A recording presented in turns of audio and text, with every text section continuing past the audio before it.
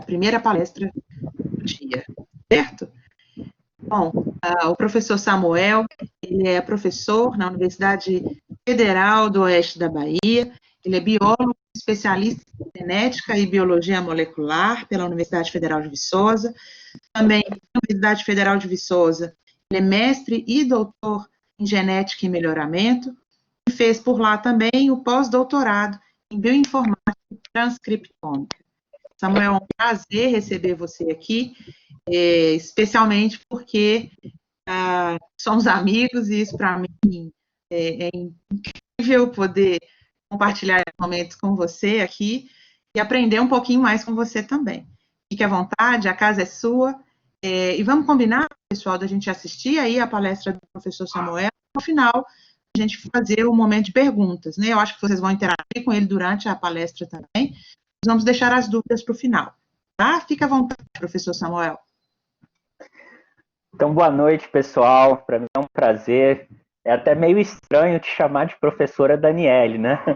Eu sempre te conheci como a Dani, querida Dani, minha amiga. A gente tem como uma grande irmã mesmo, né? Nossa relação vem aí de muitos anos. Vou nem falar para não dedurar a nossa idade. Pessoal, um prazer estar aqui com vocês. Eu agradeço o convite para estar compartilhando um pouco da minha vida, de certa forma, né? Eu estou aí envolvido com bioinformática desde o meu último ano da graduação, então isso já vai há algum tempo, né? Então, de poder compartilhar um pouco da minha vida com vocês, de certa forma, mas mais especificamente, falar sobre esse ramo que está super em alta hoje, né? A bioinformática. Então, a minha ideia é passar com vocês um tempo aqui falando principalmente do porquê que ele está em alta, de uma forma geral, o que um bioinformata pode contribuir, né, para a ciência e como que a gente faz, né, para trabalhar com isso, essa coisa chamada de bioinformática, tá legal? Então vamos lá, gente. Essa área, então, apesar de muita gente achar que é uma ciência do futuro, a bioinformática é uma ciência do futuro. Na verdade, não, né? A bioinformática, ela nasceu lá nas décadas de 90, e quando surgiram os primeiros projetos de genoma, na verdade, os primeiros sequenciamentos, né? Na verdade, não eram nem genomas inteiros ainda, eram fragmentos, né? De DNA ou RNA que eram sequenciados. E a bioinformática nasceu mais ou menos naquela época para ajudar com a manipulação desses dados, né? E, como eu disse, nesses últimos anos está muito em alta. A gente vai entender, né, como que a bioinformática cresceu tanto no mercado e na academia, né? E, na verdade, essa é uma oportunidade para quem quer atuar tanto no mundo da biologia quanto na tecnologia da informação, porque é uma mistura muito grande das duas coisas, né? Então a gente vai acompanhar um pouquinho disso aí. É impossível para mim falar sobre bioinformática sem falar naquilo que a bioinformática atua, né?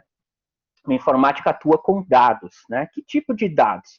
Dados de sequenciamento, né? Dados de sequências de DNA, de RNA ou até mesmo de proteínas, né? De aminoácidos. Então a gente tem que voltar um pouquinho lá no tempo, 1953, com essa descoberta marcante que revolucionou a ciência e tornou possível o aprimoramento, né, do conhecimento em muitas áreas, não só na própria biologia, mas em muitas outras áreas, né? Então lá, mais ou menos no ano de 1953, com a ajuda da Rosalind Franklin, né, que através de dados de difração de raio-x, conseguiu ajudar o Watson e o Crick na elaboração desse modelo tridimensional do DNA. Então, nessa data aí, eles,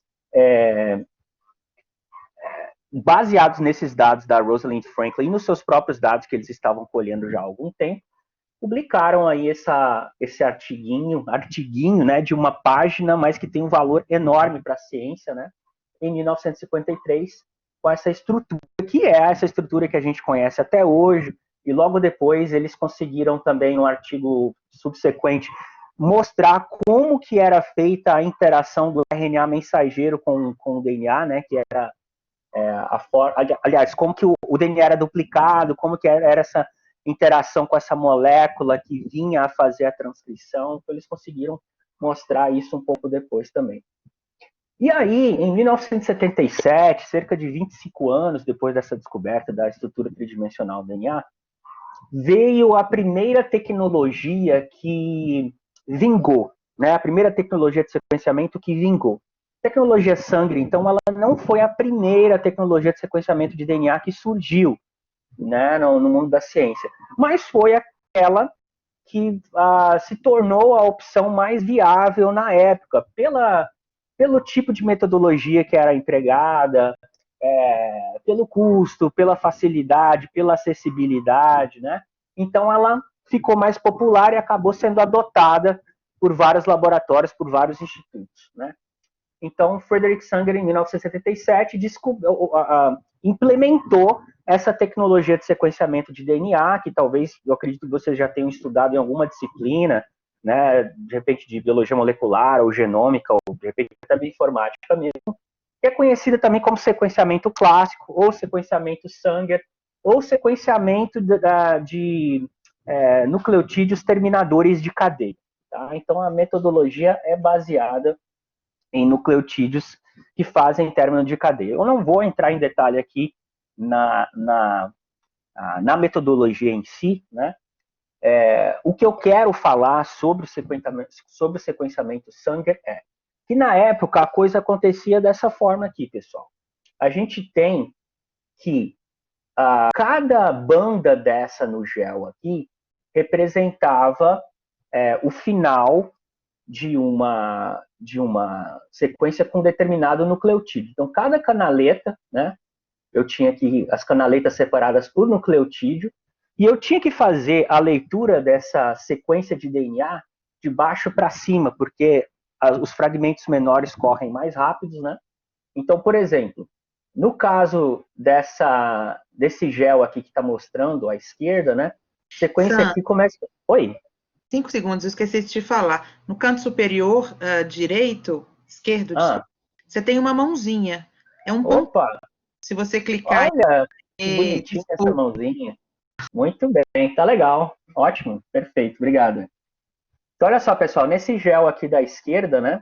Temos dois géis, um gel aqui na direita e um gel na esquerda. Nesse gel da esquerda, vocês podem observar que a banda mais leve, a que correu mais, corresponde ao nucleotídeo A. Então, como é que era feita essa leitura? Então, seria A, T, C, A, G, G, A, e assim por diante até chegar lá em cima, tá?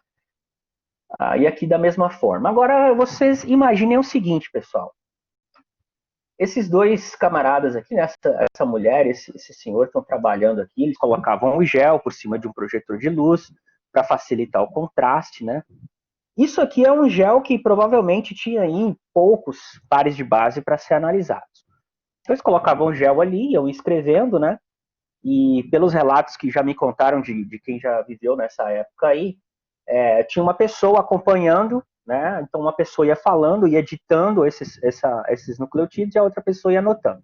E depois trocava, né? A pessoa que estava recebendo a informação passava a ler, porque poderia ter ocorrido algum erro ali no momento em que estava fazendo a leitura.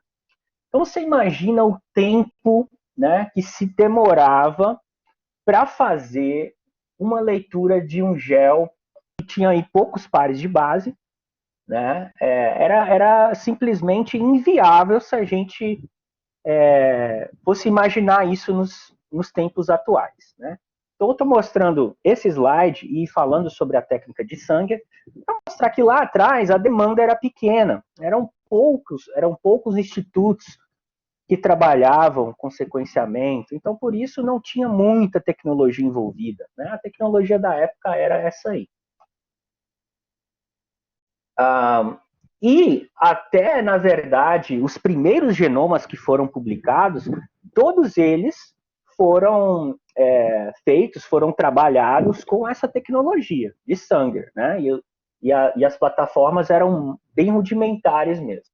O primeiro genoma completo que foi finalizado, né, foi o genoma dessa bactéria aí, Haemophilus influenzae, né? Então está escrito aqui, ó, representa o primeiro, o único genoma completo de um organismo de vida livre, né? Então, na época, esse artigo se destacou porque ele foi o primeiro. E depois do Haemophilus influenzae acabaram vindo os outros genomas, né? Principalmente os genomas do que a gente chama de organismos modelo, né? Então, por exemplo, levedura modelo, que a gente conhece, Saccharomyces cerevisiae, muita gente trabalha, tem muitas aplicações biotecnológicas, né? Foi publicado completo em 1997. No mesmo ano, bactéria modelo, E. coli. Quem nunca ouviu falar do E. coli, né? Quem nunca entrou no laboratório de biologia molecular, de biotecnologia, e fez uma transformação, uma clonagem, ou usou E. coli para algum experimento? É uma bactéria super comum, né? E biotecnologicamente falando, ela é muito aplicável, né? E em 1998, a gente teve aqui o primeiro verme, né? Na verdade, o primeiro eucarioto a ser sequenciado e com o genoma completo, né? Que é esse verme aqui. Depois Drosophila, e aí veio depois a primeira planta, até chegarmos, então, no ser humano no ano 2001, né? 2001. Para vocês terem ideia, com a tecnologia que tinha na época, trouxe cerca de 10 anos entre as primeiras sequências que foram geradas até a publicação do genoma. Hoje, a gente consegue fechar um genoma humano em uma semana, talvez até antes disso, com a tecnologia que a gente tem. Então, olha o tanto que mudou de lá para cá, né? E a bioinformática entrou nesse meio aí, eu vou explicar como. Então, isso aqui foi 2001, né? 2001 que surgiu o genoma humano. Só a partir ali de 2004, por aí, que vieram para o mercado, veio para a comunidade científica de uma forma geral, novas tecnologias de sequenciamento. E essas tecnologias foram chamadas de tecnologias NGS, do inglês New Generation Sequencing, né? Novas tecnologias de sequenciamento. Quais são, de forma geral, as características dessas tecnologias de sequenciamento e quais as diferenças que essas tecnologias tinham para sangue, né? Primeira coisa, o autoalelismo. O que significa autoparalelismo? Muitas reações de sequenciamento ocorrendo ao mesmo tempo. Lá em Sanger, até essa época, e o máximo que a gente conseguia fazer era uma placa de PCR com 384 pocinhos, em que cada pocinho eu tinha uma amostra. Então, em um run, em uma corrida aí de algumas horas, eu conseguia, no máximo, 384 amostras. Aqui, nos NGS, eu tinha, na verdade, milhões de amostras na mesma corrida. Independente aqui se eu estou falando de pirossequenciamento, de Illumina, Solid, né? Todas eles eram em microescala, eram em escala de repente até nanométrica, dependendo do tipo de tecnologia, né? Então mudou de uma escala onde eu tinha 384 amostras para um autoparalelismo, ou seja, eu tenho agora milhões de sequências acontecendo ao mesmo tempo. Então eu tinha uma determinada quantidade de dados com 384 amostras, agora eu tenho uma quantidade de dados sendo gerada muito maior. Aqui está relacionado com isso, né, a microescala. Então, as reações são pequenas e muitas podem ser realizadas de uma vez, até mesmo num chip, dependendo da tecnologia de sequenciamento. Isso acontece com uma rapidez muito grande, né? Ou seja, os resultados obtidos muito mais rapidamente. Se em Sanger eu tinha aí uma corrida que levava 14 horas, 16 horas, né, por meio de capilares, com as tecnologias de sequenciamento de nova geração, eu tenho alguns tipos de plataforma que eu consigo correr, fazer uma corrida com 6 horas, 5 horas, então já diminuo bastante, né, o tempo e o número de amostras. O custo também caiu bastante, o que proporcionou um número maior de pessoas aderindo a esse tipo de plataforma, e um número maior de pessoas aderindo a esse tipo de plataforma gerou uma maior quantidade de dados, né? E eu tenho aqui duas características, de forma geral, das novas tecnologias de sequenciamento, que seriam, vamos dizer assim, características desvantajosas, vamos dizer assim. Né? Primeiro delas é a questão do comprimento do fragmento.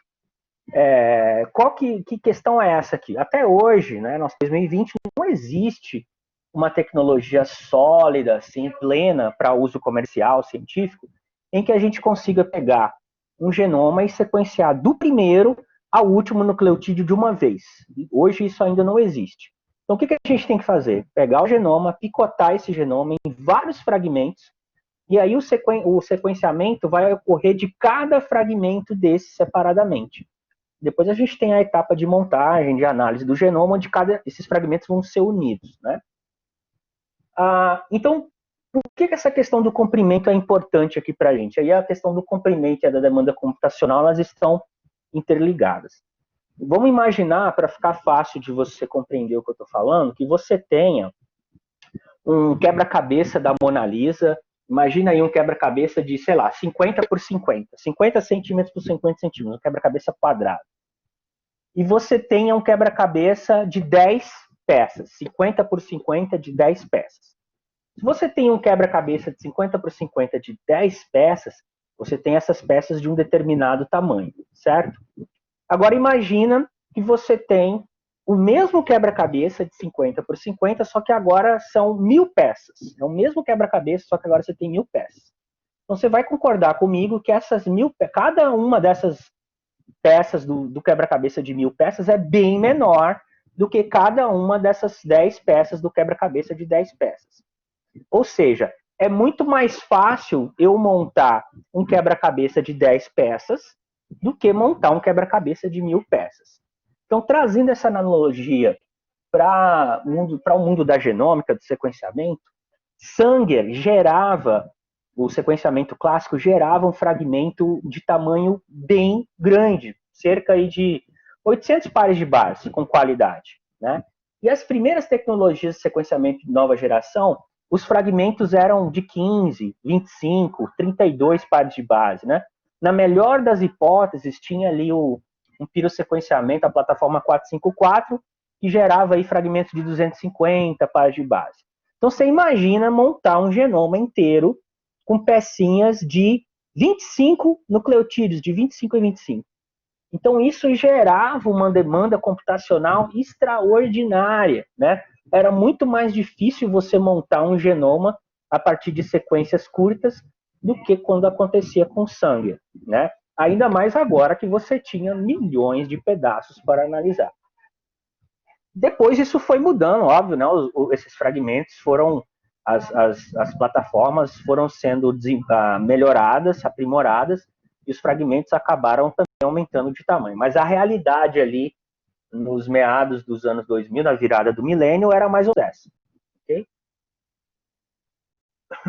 Tem aqui, então, um breve comparativo entre Sanger e NGS, né? Mais ou menos o que eu falei, resumindo o que eu falei, onde o número de sequências por reação, no caso de Sanger, era 1, e no caso das NGS eram milhões. Então, olha só, eu tinha uma multiplicação dobrada, né? Porque em Sanger eu tinha 384 poços, sendo que cada poço só tinha uma reação acontecendo. Nas NGS eu tinha milhões de poros, ou de spots, de chip, e sendo que cada spot desse eu poderia ter milhares de reações acontecendo. Então eu mudei de uma plataforma que eu tinha 384 amostras para uma plataforma que agora eu tenho milhares de reação ocorrendo em um spot em uma placa com milhões de spots. Então aumentou absurdamente o dado, né, o volume de dados. Então é isso basicamente que está dizendo essa tabela, né? O throughput, que é a quantidade de dados gerada em Sanger, era baixa e em NGS era alta. Aqui falando então do tamanho, né, da sequência, lá em Sanger, como eu falei para vocês, em torno de 800 pares de base, e aqui dependendo da plataforma, esse dado já está atualizado hoje, né? Mas na época era ali de 35, 50 até 250 no máximo. E aí, quais foram as consequências dessa chegada dessas novas tecnologias de sequenciamento no mercado? Duas coisas aconteceram. O custo do sequenciamento diminuiu, que é isso que está representado por essa linha vermelha descendente. Então, a gente tem ali nos anos 2000, que foi quando foi publicado o genoma humano, né, tecnologia Sanger, para sequenciar 1 milhão de pares de base, eu gastava mais ou menos $10.000. 2010, que foi há 10 anos atrás, né, não foi tanto tempo assim, a gente gastava aí o preço do sequenciamento dos mesmos 1 milhão de pares de base já estava custando apenas $1. Ou seja, em uma década eu tive uma diminuição drástica no custo do sequenciamento, né? Ou seja, agora eu tenho uma plataforma que gera mais dado, é mais rápido e tem um custo menor. Qual que é a consequência disso? O tamanho dos bancos de dados, ou seja, a geração, o volume de dados gerado.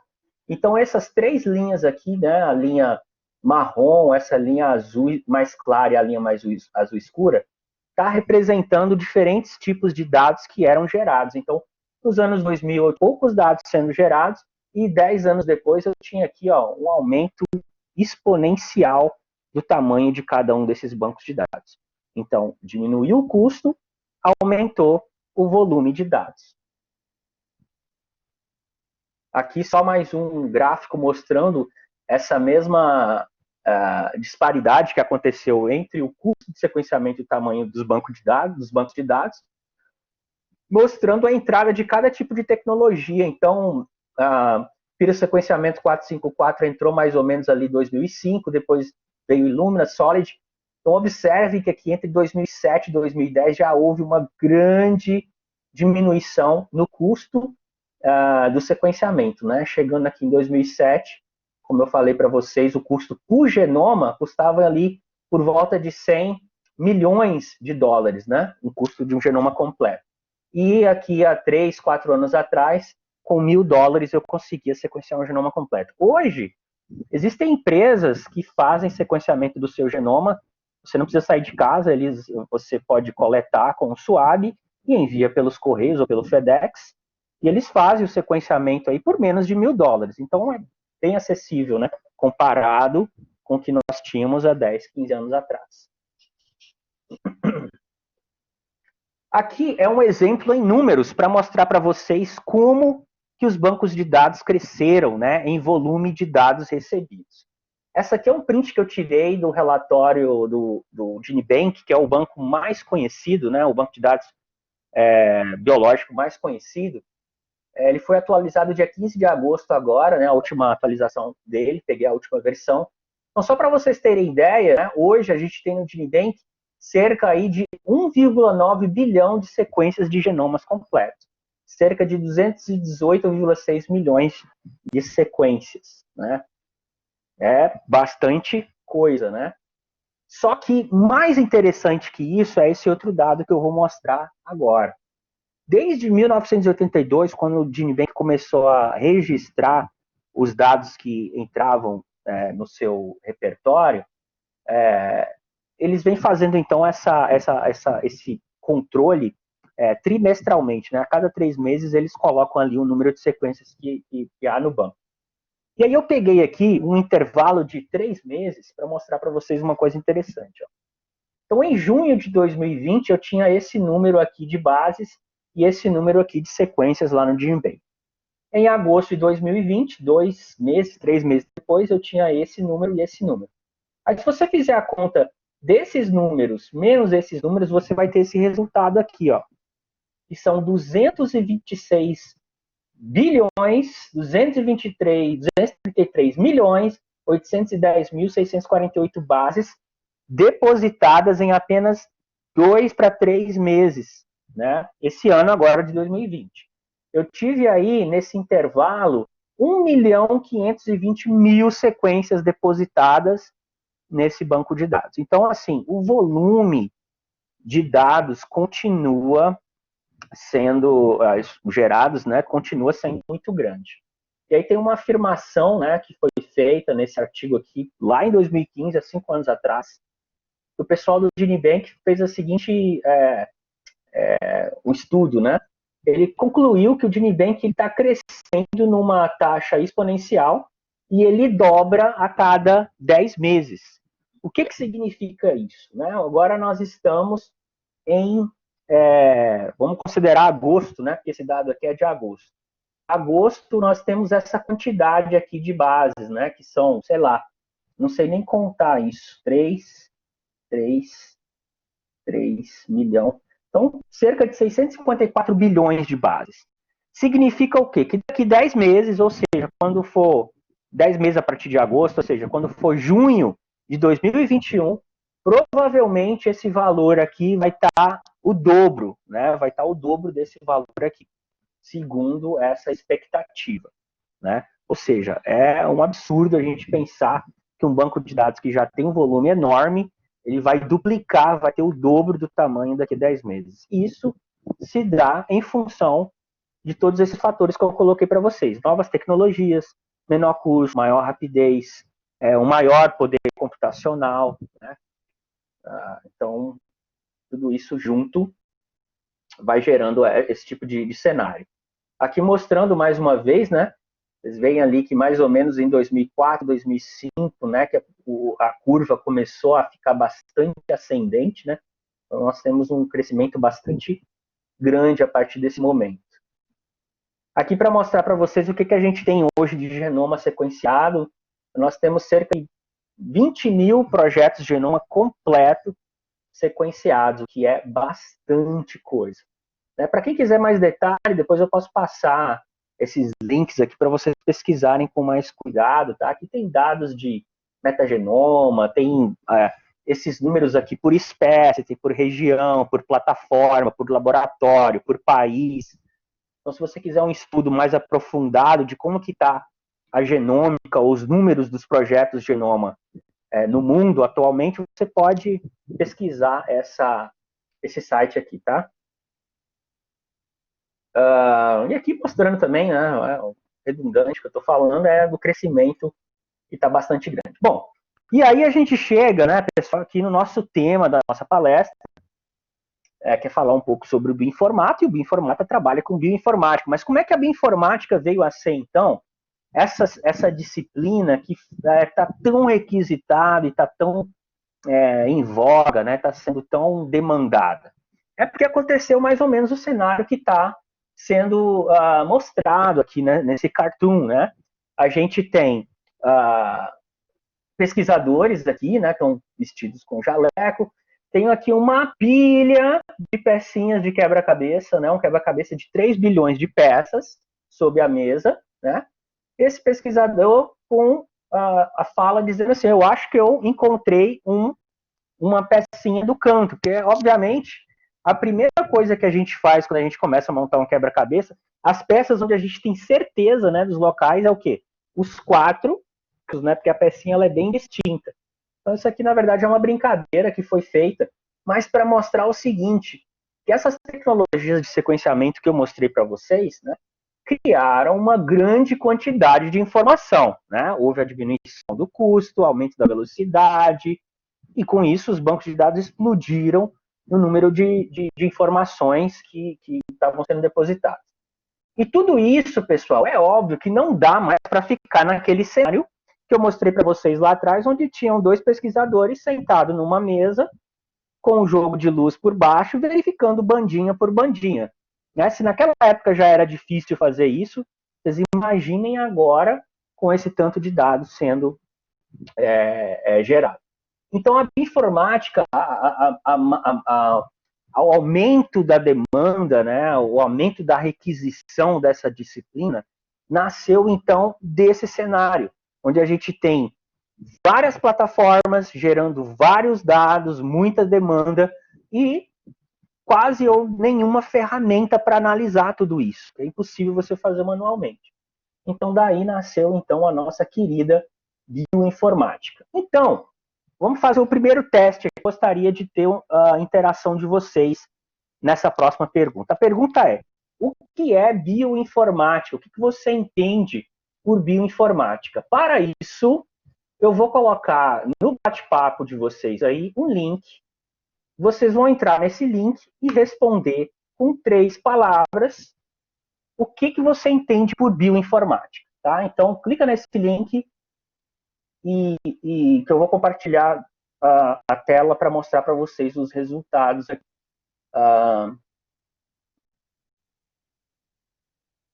Vocês vão colocando lá. Okay?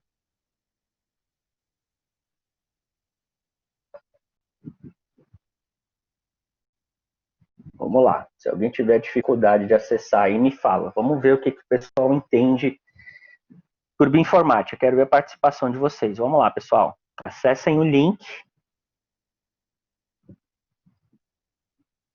Se pedir um código, digita esse código aí, ó, 6242954. Mas eu acho que não vai pedir, não.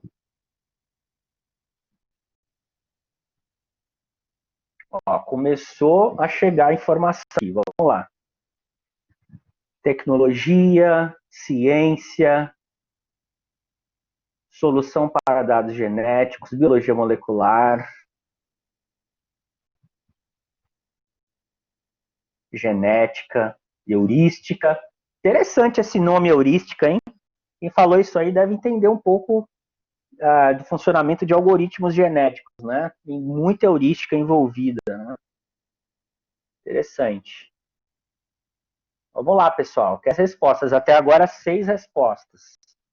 Tem quantas pessoas na sala aí? Acho que tem mais de 30, né? Vamos lá, pelo menos umas 10 respostas aqui para a gente continuar. Vamos lá. Mais de 40. Bora lá, mais galera. Mais de 40. Vamos lá, gente. Participa aí. Sequenciamento, informática aplicada a bio. Legal. O que está sobressaindo ali, por enquanto, é genética, né?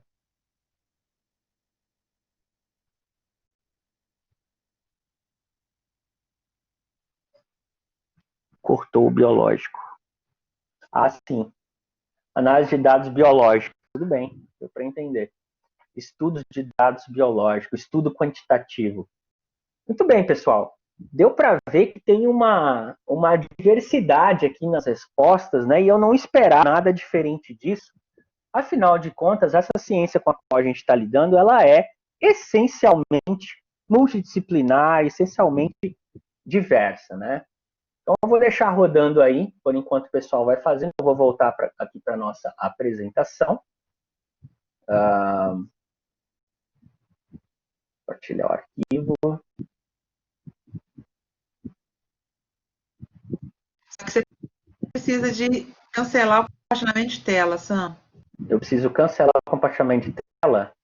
Aperte o stop lá em cima. Aqui eu não vou... Ah, tá Isso. bom, tá bom. Agora pega o arquivo aí. Ok, beleza. Tô meio newbie aqui, mas com paciência a gente vai. Sim, tá tranquila. Beleza, pessoal. Então, olha só, em outras simulações, né, que eu peguei por aí, a gente tem, como eu falei para vocês, uma diversidade muito grande, né? E a bioinformática, ela usa, então, métodos da ciência da computação para adquirir, gerenciar, analisar e predizer informação biológica. Ela faz bastante coisa, né? E, portanto, ela envolve o conhecimento e a aplicação de várias áreas da ciência. É muito difícil você separar isso aqui, ó, né? Ela precisa do entendimento da química, da bioquímica, da biologia, muita estatística, engenharia, muita ciência da computação. Então, a bioinformática é um miolo, é a sobreposição, né? Cadê a mãozinha? Deixa eu pegar a mãozinha aqui. É a sobreposição de um pouco de cada uma dessas disciplinas, vamos dizer assim, básicas que a gente tem. Ela cobre, né, todas elas, está envolvido com todas elas. Ok, então agora a gente entendeu o que é bioinformática, muitos de vocês já até sabiam. E quem se qualifica para ser um bioinformata? Né? O tema da palestra é profissão bioinformata. Trabalha com bioinformática, é o bioinformata. E quem se qualifica para ser um bioinformata? Então a gente pode separar ou categorizar os bioinformatas, né, em duas divisões possíveis, pelo menos, né? Os desenvolvedores, que trabalham diretamente com a concepção de algoritmo, aspectos de desenvolvimento e manutenção de ferramentas, ou seja, aquele cara e vai criar o software, né? O cara que cria o software do sequenciamento, o software de análise de dados, o software para verificar a qualidade da sequência, o que implementa o banco de dados, né? O que gerencia toda a questão de machine learning e de inteligência artificial dos bancos de dados, etc. E a gente tem os curadores, que é quem cria o design arquitetônico, quem mantém os recursos de dados e fornece uma integração dos dados curados. Ou seja, o usuário. É o usuário que vai pegar esse software pronto, de certa forma, contribuir para a criação dele, porque quem está criando precisa do usuário para saber qual é a demanda, né? Eu preciso criar um programa, tá, mas qual é a demanda do usuário?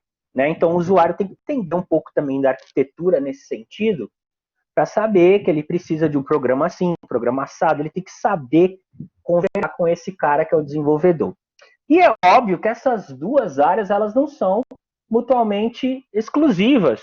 A gente pode ter aí uma pessoa que atua muito bem, que atue muito bem nessas duas áreas, né? Seria até uma pessoa com perfil bem distinto, né?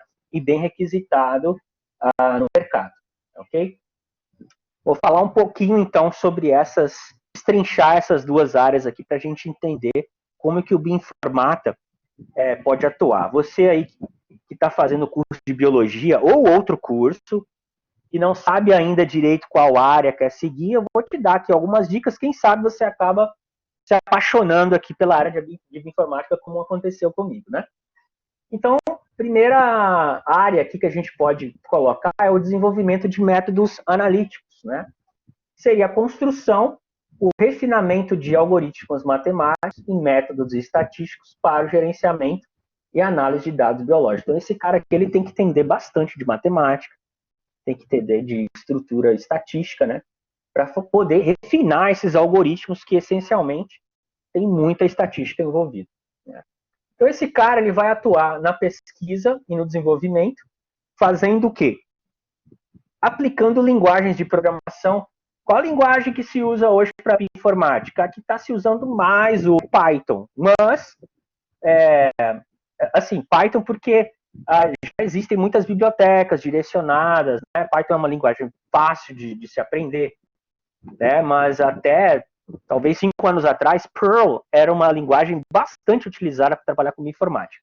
Você pode trabalhar com qualquer linguagem, é óbvio que algumas vai haver uma maior facilidade de se implementar algoritmos para bioinformática e outras uma maior, talvez seja mais difícil, né? Então, Python hoje está muito na moda para bioinformática porque casou muito a estrutura da linguagem, né, com o que se requer, com o que se demanda da bioinformática.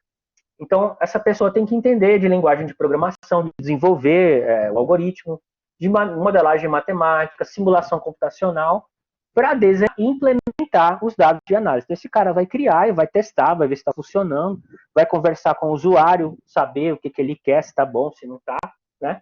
Então, um exemplo da aplicação seria o desenvolvimento de algoritmo para detectar, por exemplo, mutação em genoma, né? Um exemplo aqui de uma aplicação básica de uma pessoa que trabalharia nessa área como bioinformata para desenvolvimento de métodos analíticos.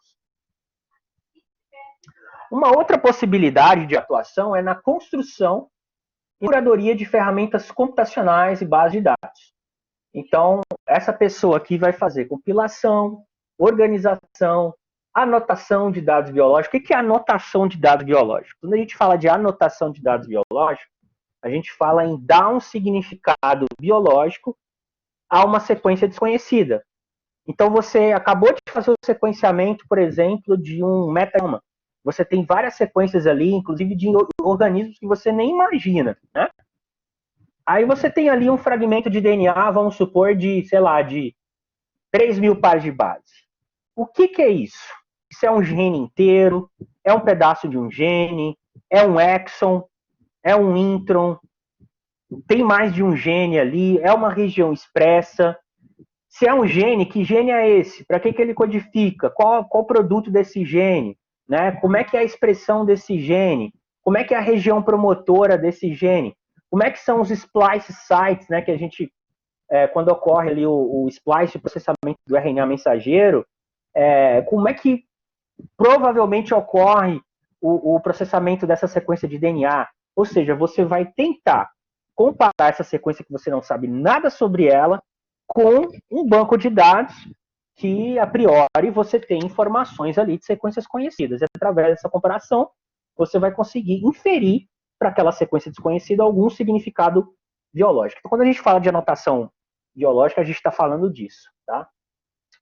Então, uma organização anotação para auxiliar na busca e na análise, desenvolvimento e refinamento de softwares que implementem algoritmos para análise de dados de biológicos. Então, o bioinformata que trabalha com isso, né, ele vai usar a experiência de programação também, né, para desenvolver os workflows. Então, primeiro eu faço isso, essa é a primeira etapa, depois eu tenho que se fazer a segunda etapa, que consiste naquela análise, e assim por diante, né?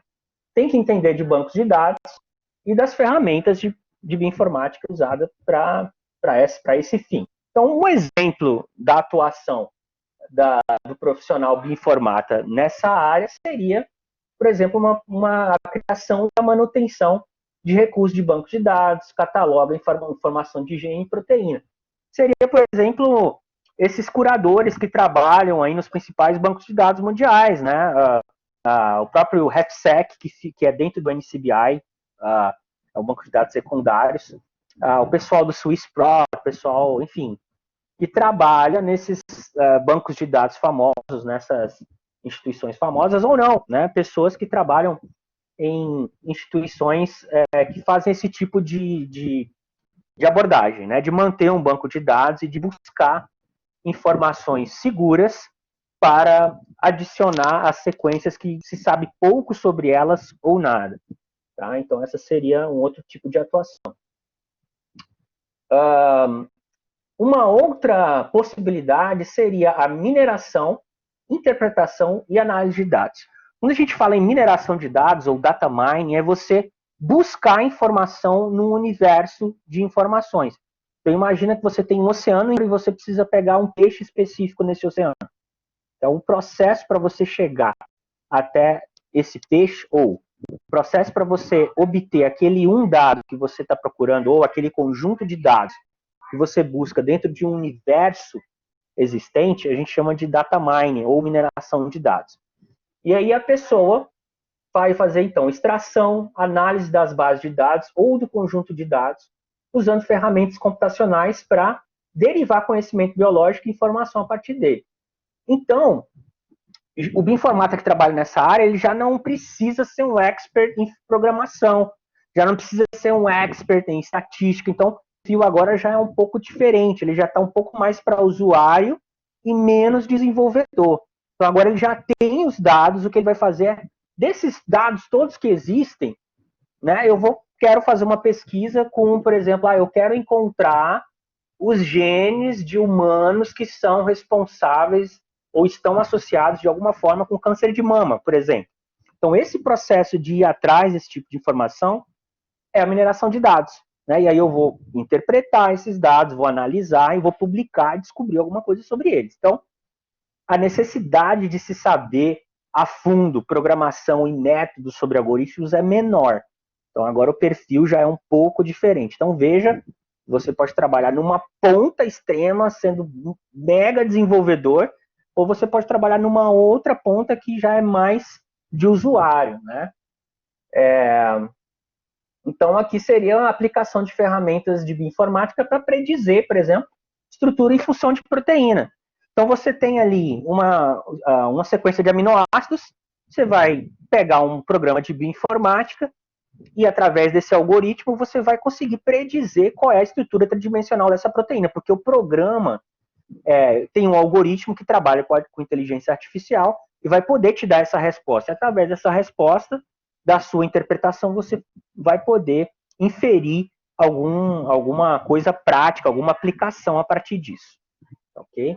Então, aqui você não precisou criar o programa, você está usufruindo de um programa que existe, só que tu está colocando do input o teu conhecimento e os dados que você está associando a essa tua busca, a esse teu trabalho. Então, muito bem, olha só, falamos então do que é a bioinformática, já falamos do perfil do bioinformata, o que ele pode fazer. Eu quero perguntar para vocês, baseado nisso então, que a gente construiu até aqui, quem atua como bioinformata? Vamos fazer então um segundo exercício, eu quero ouvir de vocês, a opinião de vocês. Quem é que atua então como bioinformata? Que tipo de profissional? Vou colocar o link aqui, ó. Link para pergunta 2. Então acessem lá, por favor, e respondam a essa pergunta. Quem é que atua como bioinformata na concepção de vocês? Deixa eu colocar lá e apresentar os resultados em tempo real. Se pedir um código, o código é esse aqui, ó, 6147680. Opa, não estou compartilhando a tela, né? Esqueci.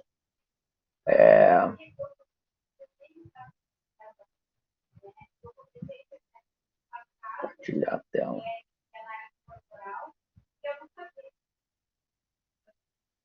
Então tá ali.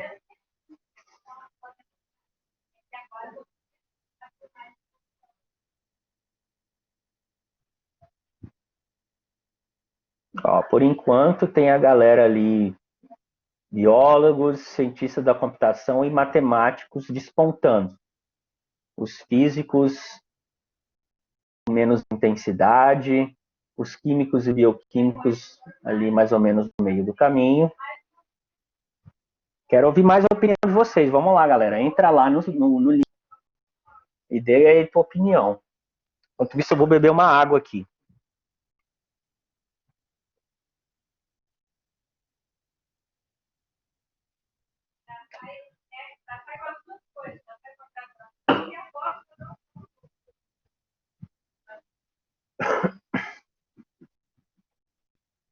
Exatamente. Pô, John Mayer, né, cara? John Mayer é meu ídolo. Adoro. Acompanho a carreira do cara já há bastante tempo. Gosto muito.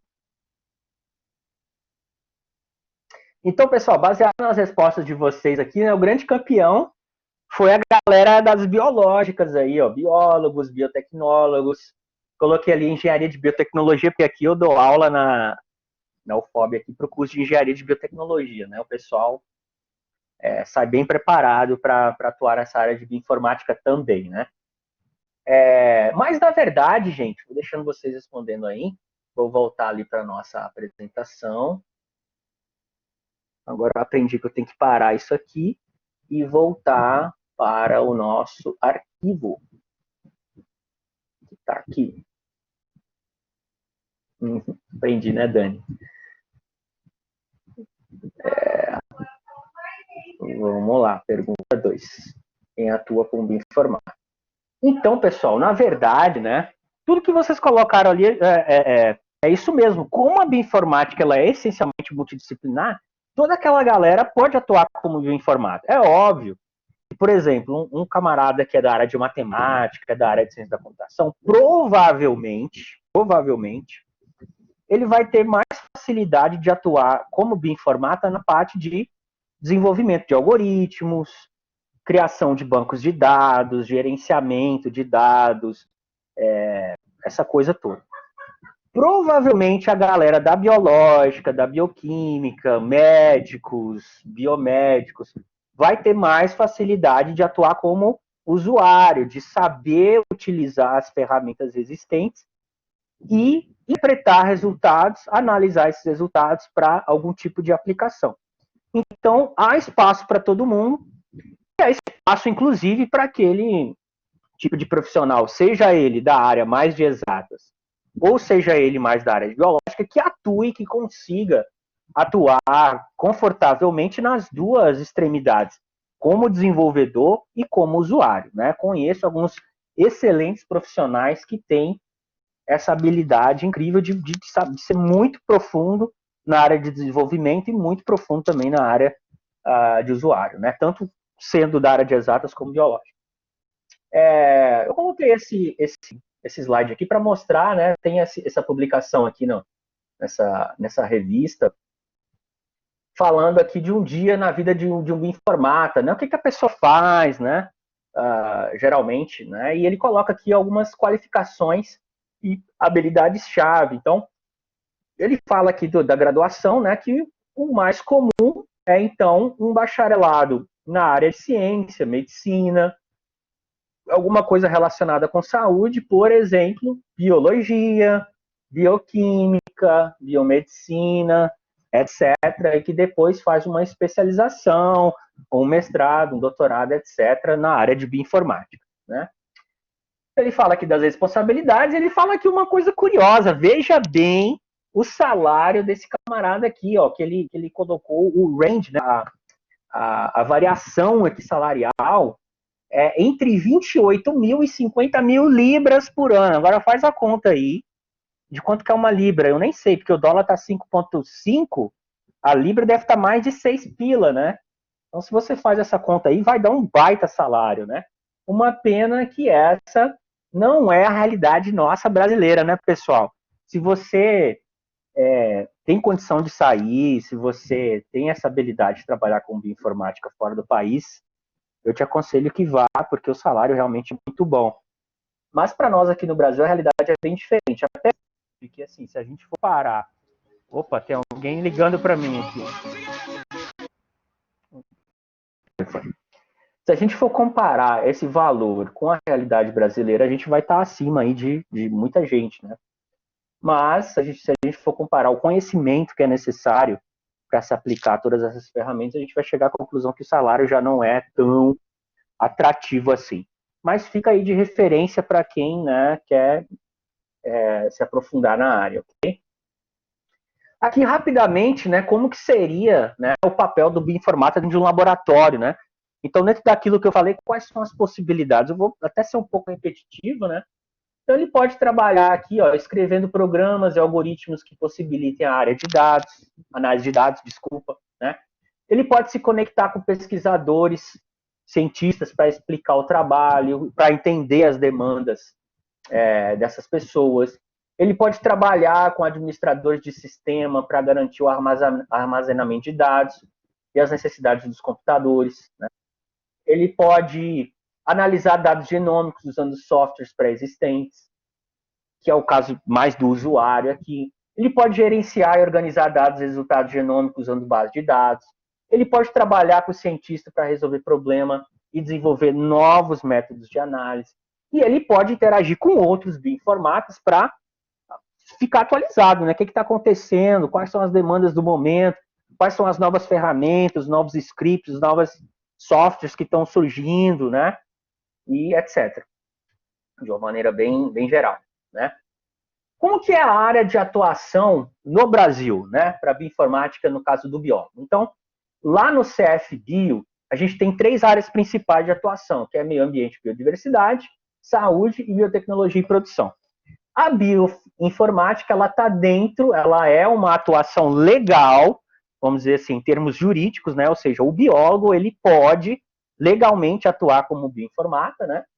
Então, essa área fica ali dentro da área de biotecnologia e produção do CFBio, né? E saiu essa revista aqui, uma revista italiana, olha só o que falaram aqui, ó. Se você não pode fazer bioinformática, então você não pode fazer biologia, né? Dificilmente hoje você vai pegar uma área da biologia em que você não usa nada de bioinformática. Eu estou focando aqui, obviamente, na área de genômica, que é uma grande demanda. Mas, na verdade, se você for trabalhar com ecologia, os softwares desenvolvidos para calcular ali, né,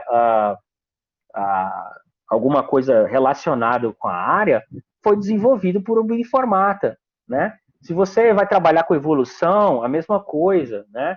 Então, em diversas áreas da biologia, não só na área de genética e genômica, você vai ter essa demanda informática, né, no desenvolvimento de softwares e programas. E qual é a área hoje que a gente não usa um aplicativo, não usa um software, não usa um programa para fazer análise de dados? Então, é por isso que eu digo, dificilmente você consegue fazer biologia, né, concordando com quem escreveu isso aqui, sem fazer bioinformática. Está muito interligado. Você vai trabalhar, obviamente, de uma forma mais interligada com a bioinformática ou menos, né? Dependendo da intensidade de aproximação que você tem. Mas, de uma forma ou de outra, você acaba tendo que lançar a mão de um recurso de bioinformática para resolver um problema biológico, seja na área de ecologia, na área de biologia animal, na área de microbiologia, né? Vai ter algum software que foi desenvolvido para você utilizar. Dividir aqui aplicações da bioinformática com relação às áreas de conhecimento. Então, já tinha até começado a falar, né? Então, dentro da microbiologia, né, biotecnologia, mudança climática, com relação a recursos de energia alternativa, resistência a antibióticos, você tem para pesquisa básica, né, genômica funcional, genômica evolutiva, proteômica, outras ciências ômicas que hoje tem muitas, metabolômica, interactoma, reactoma, e vai por aí afora, né? Na área de biomedicina, muito requerida hoje a bioinformática para drug discovery, né? Descoberta de novas drogas, novos medicamentos e medicina personalizada. O que acontece? No futuro, não muito distante, que já está acontecendo, mas que vai ficar mais popular e mais comum, o seu diagnóstico e o seu tratamento vai ser determinado pelo seu genoma. Então, hoje, a mesma droga, por exemplo, sei lá, o câncer, né? Uma doença como o câncer. Duas pessoas que têm genomas diferentes e vão ter reações diferentes, pode ser que faça uso dessa mesma droga. Então, no paciente A, ele tem um determinado efeito, né? Ele precisa de uma determinada quantidade, vai ter um efeito colateral menor ou maior do que o paciente B. Então, no futuro, o que vai acontecer? Baseado no genoma do indivíduo A, a droga e o tratamento vai ser exclusivo para ele. Porque a gente vai saber quais são as proteínas que são expressas por aquele genoma. Baseado, de repente, no perfil dessas proteínas, eu vou desenvolver drogas que tenham uma atuação otimizada no proteoma, no genoma desse indivíduo. Então, esse medicamento ele vai ser 100% funcional para ele, né? E baseado no genoma, no proteoma do indivíduo B, eu vou fazer a mesma coisa. Então, eu vou ter uma droga para o indivíduo A, uma droga para o indivíduo B. Isso é o que a gente chama de medicina personalizada. Personalizada em quê? Personalizada do seu genoma, né? Isso tudo vai ser possível graças à aplicação de softwares, de conhecimento de bioinformática, para você poder descobrir os genomas dessas pessoas, estudar, analisar, fazer a prospecção de novas drogas e poder prescrever um tratamento para essa pessoa baseado no genoma dela. Isso aqui não vai mudar, não vai demorar muito tempo para acontecer, né? Então, uma requisição muito grande na área de biomedicina e medicina de uma forma geral. E na agricultura nem se fala, né? A gente vê falar de transgênicos já tem um tempo, né? E para melhoramento genético, tanto para resistência, para melhor produção, enfim. E além disso tudo, você pode também atuar como eu na academia, fazer pesquisa, fazer extensão, dar aulas na área de bioinformática, ou ainda você tem uma outra via, né, que você pode ser autônomo. Você pode montar a sua empresa, né? Se você tem essa veia empreendedora, né, você pode montar uma empresa e prestar serviço de análise, de manutenção de bancos de dados, né, de desenvolvimento de algoritmos, né, sob demanda. Então, pessoal, as possibilidades de atuação nas várias áreas de conhecimento são muito grandes, né, são muito vastas. E também os segmentos da bioinformática onde a gente pode atuar, né? Então, eu já falei, né, mas repetindo, gerenciamento, né, de ferramentas, plataformas de bioinformática para sequenciamento, para alinhamento, para manipulação de sequências, plataforma de análise estrutural, serviço de bioinformática. Que setor é esse? Né? Você pode trabalhar numa empresa que faz serviço de sequenciamento, ou que faz gerenciamento de banco de dados, ou que faz análise de dados, né? As aplicações eu já falei no outro slide, e os setores também aqui, né? Academia, agricultura, animal, são várias opções. Então, baseado nisso tudo, quais as habilidades o bioinformata precisa ter? Eu estou correndo aqui, essa última interação eu não vou nem fazer com vocês por causa do meu tempo, tá? Então, eu vou passar isso aqui. Dani, me avisa do tempo aí, tá? Eu estou dando uma acelerada aqui. Vou passar para vocês aqui alguns exemplos de vagas para profissionais da área de bioinformática. Isso aqui eu catei lá no LinkedIn, para vocês terem ideia do que é, o que está sendo pedido para um profissional de bioinformática. Então, eu acho que está pequeno, mas eu vou ler para vocês aí. Ó. Aqui está falando assim, ó, o Grupo Fleury está precisando de um analista de IPD sênior em bioinformática, lá em São Paulo. Quais são os desafios desse cargo? Utilizar o conhecimento em biologia e genética associado ao conhecimento em computação e programação para desenvolvimento de métodos que permitam a oferta de produtos inovadores de alta qualidade na área de genômica. Aplicar conhecimento de estatística para análise de grande volume de dados, com o objetivo de testar a qualidade dos métodos envolvidos e propor soluções alternativas. Então, a gente tem aqui as atividades que a pessoa tem que desenvolver, o que vai se avaliar, né? Aí pede aqui, ó, superior completo em biomédicas, ciência da computação ou biologia, com mestrado em bioinformática, experiência em bioinformática e banco de dados, experiência em programação com Python, experiência em Linux, né? E aí tem outras questões ali, né? E aqui fala do que a empresa oferece. Vamos para outro tipo de vaga. Pesquisador nessa empresa chamada Dazid, no Rio de Janeiro. Pesquisador em bioinformática, executar análise de bioinformática de banco de gene, compilar genoma, apoiar na identificação de genes, proteínas, vias enzimáticas. Então, tem várias coisas aqui, né? Para vocês terem ideia do que está sendo pedido, o que está sendo requerido para um profissional na área de bioinformática. Outra, pesquisador em bioinformática do grupo Ceres. Esse aqui também é para o Rio de Janeiro. Executar análise de bioinformática de bancos de gene, compilar genoma, preparar a apresentação de técnicas para o público especializado, né? Experiência desejável, o que precisa ter? Graduação em ciências biológicas ou ciência da computação e afim. Desejável, pós-graduação em bioinformática. Então, no geral, você não precisa ter uma pós-graduação, mas também, de forma geral, uma pós-graduação ou uma especialização é um diferencial. Então, assim, essas aqui, pessoal, eu catei para o Brasil, né? E faz alguns dias já que eu verifiquei isso.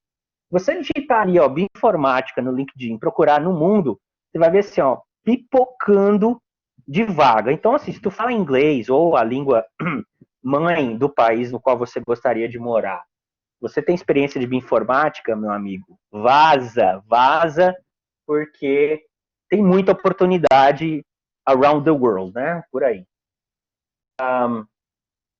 Pois bem, vamos supor que tu gostou, legal esse negócio de bioinformática, é bacana, eu quero trabalhar com isso, acho que eu tô na metade do curso, ou eu já terminei o curso, quem sabe eu vou para essa área aí agora, né? O que eu devo fazer? Então, vou dar algumas dicas para você. Primeira coisa, aprenda a trabalhar em grupo, né? Se você já não sabe trabalhar em grupo, aprenda. Por quê? Como eu falei desde o início, a bioinformática, ela é multidisciplinar. Você, assim, não vou dizer com certeza, né? Mas provavelmente você não vai trabalhar sozinho. Você vai interagir com um grupo de pessoas. Não importa se você é da área de biológicas ou da área de exatas, você vai precisar de interagir com outras pessoas para poder desenvolver o seu trabalho, né? Então, ela faz interseção de várias áreas. Provavelmente você não vai estar sozinho, independente do local onde você esteja trabalhando. Então, para você cumprir os objetivos, todos os objetivos, né, que eu coloquei para vocês, seria necessário uma gama de habilidade, um profundo conhecimento nas diferentes áreas da ciência, o que uma pessoa só não dá conta. Então, cada um vai entender um pouco da tua área. Né? O biofísico, o físico vai entender mais da área de física, o químico da área de química, e aí todos vocês juntos, né, biólogos, o matemático, o estatístico, vocês vão chegar a soluções para a empresa ou para o laboratório onde vocês estejam trabalhando. Então, vocês têm que focar na sua área específica e trabalhar em conjunto com outros bioinformatas que possuem outros tipos de formação para atingir os objetivos dos trabalhos. Então, vocês podem ver esses trabalhos que eu passei ali para vocês no início das publicações do Genoma. Tem trabalho, gente, que chega a ter uma página só de autor. Vocês já viram isso? Só de autor. O que significa isso? Não é para 1, nem 2, nem 3, nem 5. é muita gente envolvida na publicação de um genoma, que tem muito conhecimento de bioinformática envolvido. Então, por ela ser uma disciplina essencialmente multidisciplinar, você deve saber trabalhar em grupo, tá ok? Se você já não tem, desenvolva essa habilidade. Aprenda a trabalhar com softwares, né? Como eu falei com vocês, não só a área de genética, né, a biologia como um todo, você vai precisar, uma vez ou outra, utilizar um software. Mas, se você quer se aprofundar na área de informática, aí você vai ter que aprender mesmo, né? E a biologia moderna depende de métodos computacionais. Eles são mais rápidos do que as abordagens experimentais. Inclusive, essa etapa de desenvolvimento em sílico, ela tem crescido muito para poupar tempo e dinheiro de pesquisas experimentais. Quer ver um exemplo bem bobinho? Vamos supor que você precisa digerir uma enzima, você precisa digerir uma proteína com enzima de restrição, protease. Tá? Como é que você vai saber qual protease digere aquela proteína se você não tem nenhuma informação a priori? Você vai fazer um trabalho em sílico, com digestão de proteínas, vai verificar quais proteínas digerem quais proteases digerem aquela proteína, quais peptidases, quais são os sítios, qual tipo de tampão que tu pode usar, né? Fazer predições desses cortes e, dependendo dos resultados, você vai daí comprar uma outra enzima para realizar esse experimento in vitro e chegar a fazer em vivo depois, né? Mas, ou seja, você vai poupar tempo e quando você for para a bancada, você já vai mais direcionado, mais focado. Um exemplo bem bobinho, mas só para vocês terem ideia, né? Aprenda a programar, né? Para você que está interessado em trabalhar com bioinformática. Aí você vai me dizer assim, pô, Samuel, mas já tem tanto programa, cara. Realmente, já tem muito programa. Você pode ficar somente como usuário, não tem problema. Mas, assim, é um diferencial você saber programar. E outra, mesmo já existindo vários programas, se você souber programar, você vai conseguir otimizar um programa que você está utilizando ou otimizar um processo. Então, por exemplo, assim, na minha época do mestrado, eu trabalhei com o genoma do café, projeto Genoma do Café. E aí, em uma determinada etapa do trabalho lá, eu tinha que fazer a extração de dados desse genoma para gravar, né, para armazenar, fazer um banco de dados pessoal. E aí eu desenvolvi um script que fazia isso automaticamente para mim. Então, assim, o fato de saber programar me poupou muito tempo. Ao invés de eu ficar ali buscando aquelas sequências uma a uma, ou mesmo que fossem de grupos a grupos, eu estava trabalhando com 200 mil sequências, né? Eu ia demorar um bom tempo. E o mestrado passa assim, são 2 anos voando. Então, o fato de ter sabido programar, desenvolver esse script, me poupou muito tempo, né? Então, assim, existem já vários programas prontos, mas o fato de você saber programar vai te colocar à frente, né? Você vai ter algumas vantagens. E aí, outra coisa, se você sabe programar, você não vai precisar em se preocupar em encontrar a ferramenta correta para a tarefa que você precisa. Vamos supor que você tem uma demanda extremamente específica. Você procurou por aí, não encontrou um programa que faz aquilo. Se você sabe programar, você vai lá e desenvolve o programa. Então, tem suas vantagens. Outra coisa, pessoal, aprenda inglês. Se é que você ainda não sabe, né? Learning English is important, né? Não só para a bioinformática, mas para a tua vida profissional, né? As publicações são em inglês, as informações são em inglês, as linguagens de programação são em inglês. Então, assim, você fica muito restrito quando você não fala inglês, não entende inglês, né? O fato de você saber inglês, você abre as possibilidades, assim, exponencialmente para sua, não só para a área profissional, né? Então, assim, tem vários cursos gratuitos no YouTube ou nessas plataformas de cursos aí, Academy, Udemy, Coursera, que estão em inglês de graça, e aí se você não fala, fica difícil, né? Então, ter um bom conhecimento de língua é fundamental para conseguir se aprofundar na área. O que você vai precisar, então?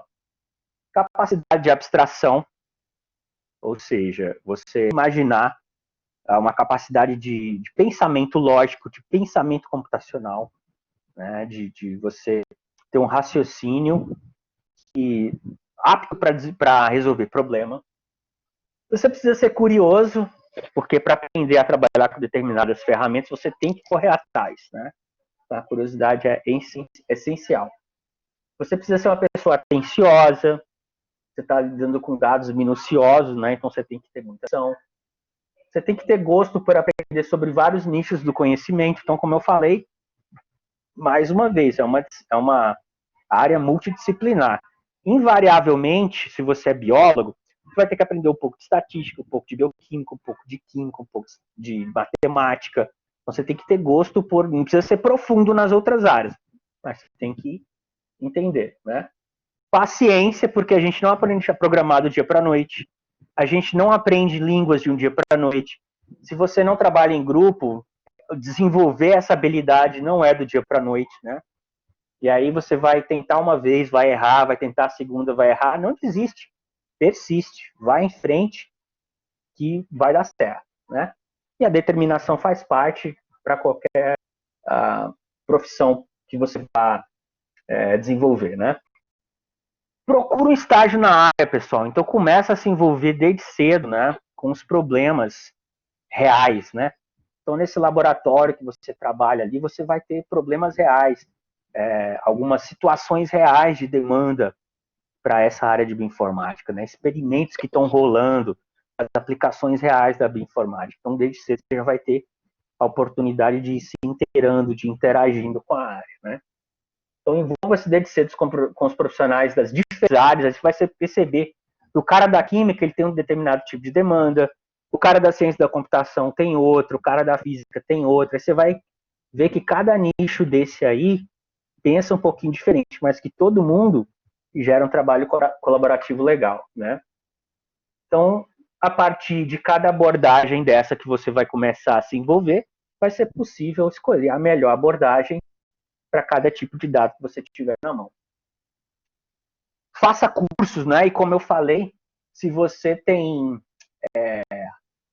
conhecimento de inglês, vai sair na frente porque tem uma gama de cursos disponíveis por aí gratuitamente que estão em inglês. Então, exercite a compreensão de problemas, a conversão de linguagens, né? O encontrar soluções.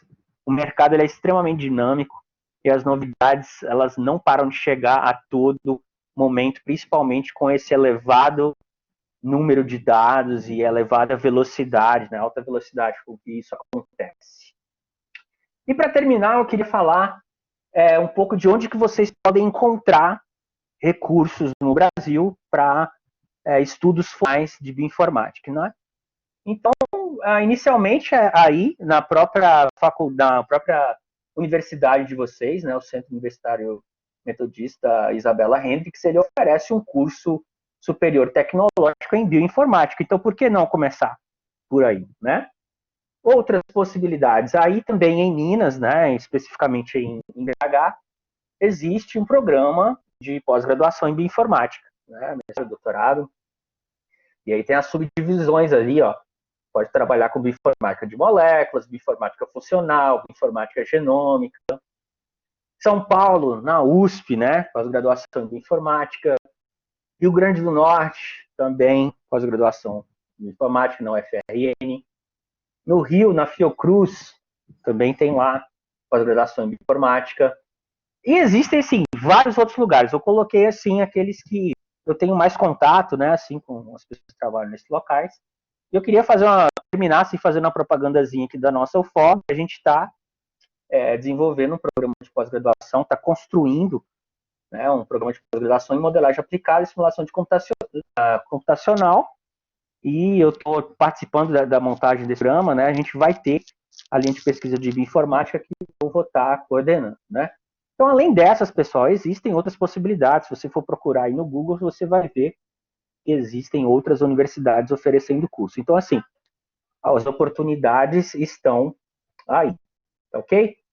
Gente, eu acho que eu até extrapolei o tempo aqui, queria pedir desculpa e agradecer vocês mais uma vez, né, pela atenção, por estarem comigo até aqui. Não sei se tem perguntas, não sei se tem tempo para responder. Eu fico aí à disposição de vocês, tá? Sam, muito obrigada, excelente apresentação. Acho que deu para quem não conhecia a bioinformática ganhou aí um lance fantástico sobre a atuação. E a gente tem aqui já no chat algumas perguntas.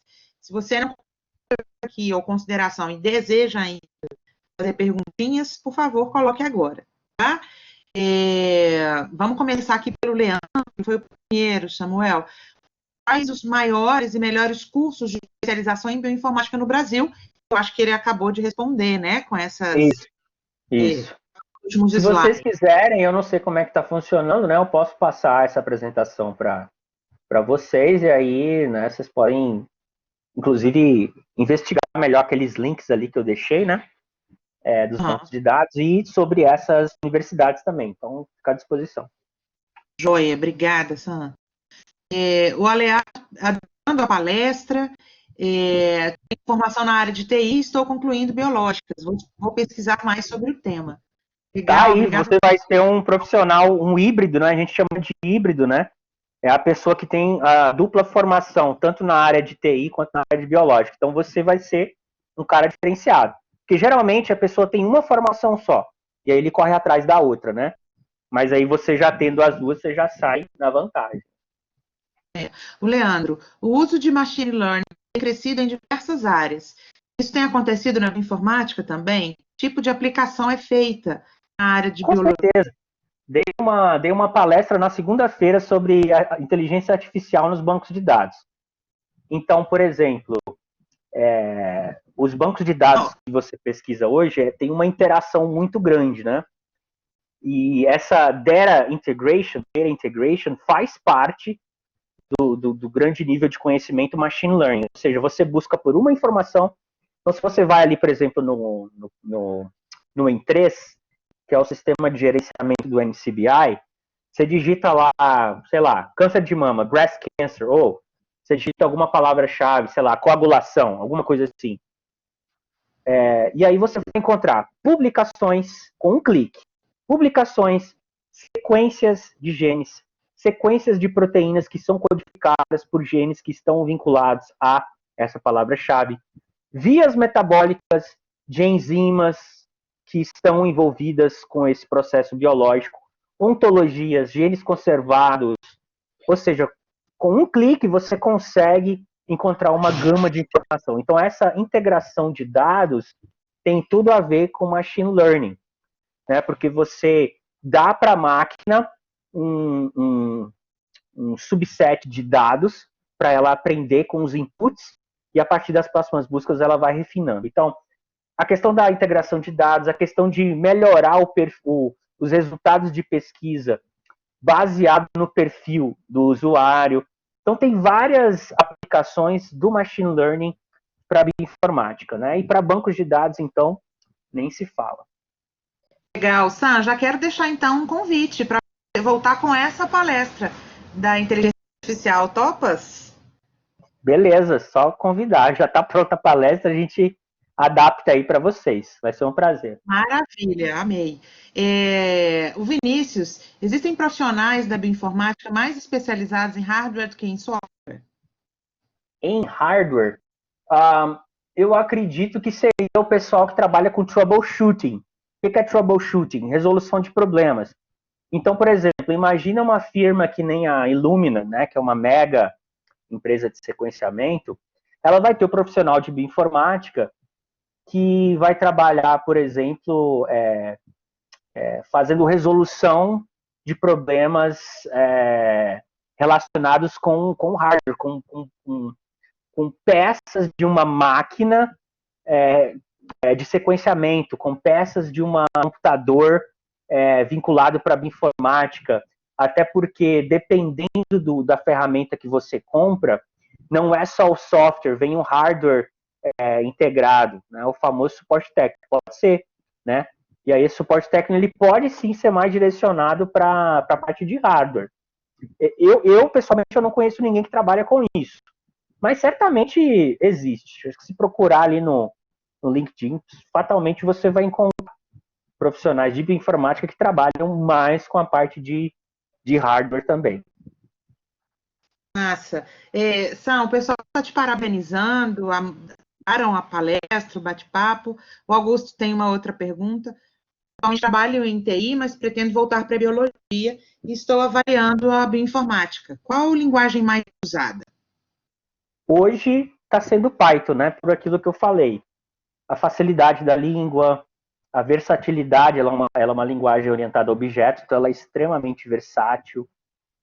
E pelo fato de que ela já tem muitas bibliotecas direcionadas para a bioinformática, né? Ao contrário de outras línguas que surgiram antes, não vou dizer que não investiram na área, mas assim, o pessoal que dominava Python decidiu investir nessa área de bioinformática, acabaram desenvolvendo, criando muitas bibliotecas, muitas ferramentas. Existe até o BioPython, né? Ou seja, é uma gama de ferramentas que já existe vinculadas ao Python que você pode usar na bioinformática. Mas assim, é o que eu falei, você pode usar qualquer língua para trabalhar com bioinformática. Algumas você vai ter mais dificuldade, porque às vezes a estrutura da língua é mais distante, né, do que a demanda computacional para a bioinformática. Mas se você já tem um contato com Python, já vai facilitar a tua vida, porque já tem muita coisa casada, né, relacionada com a bioinformática, com essa linguagem de programação. Legal. Sam, uma dúvida minha, assim, na sua graduação, você teve a disciplina bioinformática? Eu não tive a disciplina, não existia ainda. Aí eu terminei a graduação e fui convidado para dar aula da disciplina. Olha para você ver como é que foi, né? Então, quando eu terminei a graduação... Sam, o seu caminho até... Quando você saiu da biologia, né, da graduação em ciências biológicas e entrou de fato na bioinformática? Isso. Eu trabalhei, a minha dissertação, a minha monografia foi na área de biologia molecular. Só que terminando o curso de biologia, surgiu uma oportunidade de eu trabalhar com o genoma do café, o projeto Genoma do Café que estava saindo. E lá na UFV, ninguém nem sabia o que era bioinformática, esse negócio de genoma era novo no Brasil. Existia um pessoal que trabalhava com xilela fastidiosa, com genoma de xilela, mas assim, não existia curso, não existia nada. E a minha orientadora na época falou, cara, tô com esse projeto, mas assim, eu não sei fazer e eu preciso de alguém que faça. Eu falei, então tá, manda pra cá. E fui na doideira, e fui correndo atrás. Aí o que eu falei, o conhecimento de inglês, porque como não tinha nada no país, eu fui buscar fora. Então, por mais que a internet fosse um pouco incipiente naquela época, ainda tinha alguma coisinha. E saí daí. Então, assim, os primeiros cursos de bioinformática na UFV, na verdade, eu que fui o preletor. Então, eu acabei dando aula de bioinformática para o mestrado, para o doutorado, para a própria graduação, porque eu fui a pessoa que primeiro se aproximou dessa área ali na universidade, né? E aí, com o tempo, foram surgindo, o pessoal da Embrapa começou a dar curso, o pessoal ali da USP de Ribeirão Preto começou a dar curso, e aonde tinha curso, eu ia para fazer, né? Então, dispus também de recurso, né, para isso. Mas hoje, a facilidade é muito grande, né? Hoje a internet está aí com tudo, né? E agora, em tempos de pandemia, onde o nosso acesso ao vivo, presencial, está dificultado, então a via principal é a via online. Então, você tem um universo de informações à sua disposição, que é incrível o quanto que você consegue aprender com o computador na tua casa. Então, minha trajetória foi mais ou menos essa. Fui na cara dura mesmo e acabou dando certo, né? Massa, com toda e qualquer ideia e início de percurso, né? O Augusto está agradecendo a sua resposta. Ele falou que vai, então, agora pesquisar em cima aí do Python, né? Levantou a mão aí, deixa eu ver aqui. Helene, deixa eu te transformar aqui em apresentadora para você liberar o seu microfone. Pode. Você está digitando, né? Então, se o R é usado na área, Sam. É usado também, principalmente com relação à biometria. Biometria é análise de dados genéticos, né? Muito utilizado na biometria. A linguagem é muito utilizada. Mais alguma pergunta, pessoal? Estamos em tempo ainda. Nós iniciamos um pouquinho tarde hoje, né? Porque a gente enviou o link tarde também. Vale mais a pena estudar R ou Python?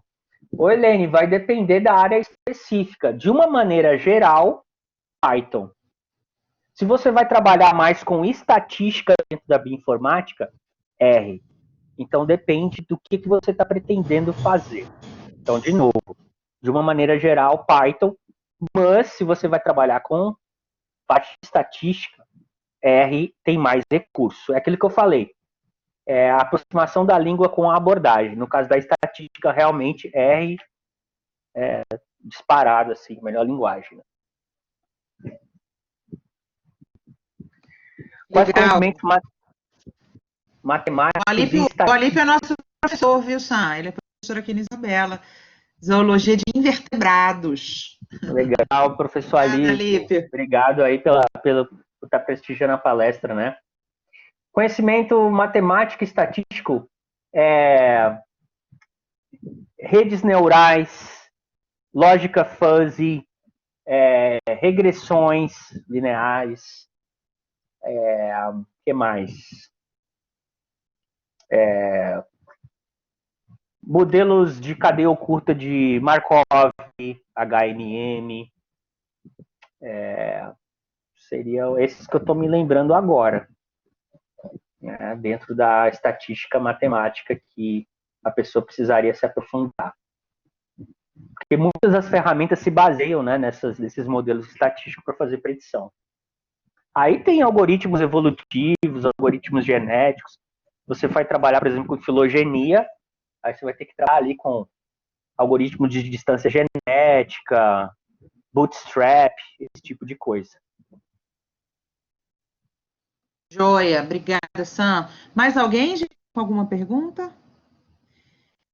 Quero agradecer muito, Samuel, pela disponibilidade, também pela paciência, né? Iniciando um pouco atrasado, para não dizer muito atrasado. Obrigada, Sam, obrigada pela partilha, foi sensacional. E quero marcar, então, essa palestra aí, tá? Beleza. Novembro, sério mesmo. Claro que todos estão convidados para isso. A nossa jornada continua hoje. Sim, compartilha a tela, eu tirei do seu contato, do último slide, tirei para você maiorzão. A nossa jornada continua hoje, pessoal. Temos a segunda palestra da atuação do biólogo na bioquímica. Todos vocês são convidados. Eu já enviei o link por e-mail, mas vou deixar aqui no bate-papo também. Caso você não teve acesso ao link, tá? Muito obrigada pela participação e a gente espera vocês na próxima palestra. Sam, muito obrigada mesmo, viu? Um grande abraço para você. Legal, gente. Obrigado aí. Eu que agradeço pela oportunidade. A Dani, minha grande amiga, que falei, é difícil para mim te chamar de professora Daniele, né? Já estou no sangue, há muito tempo. Então tá, gente, é isso. Fico à disposição, meu e-mail tá aí. E quem sabe a gente pode fazer uma interação depois mais formal, né? Entre as nossas universidades, entre os nossos estudantes, quem sabe? Vamos ver. Sim, claro, vamos. Imagina que legal o intercâmbio, ia ser máximo. Isso é legal. Tá bom, pessoal? É isso. Fiquem com Deus. Um grande abraço. Um abraço, Sam. Um abraço para todo mundo e a gente espera vocês na próxima palestra. Um beijo, pessoal.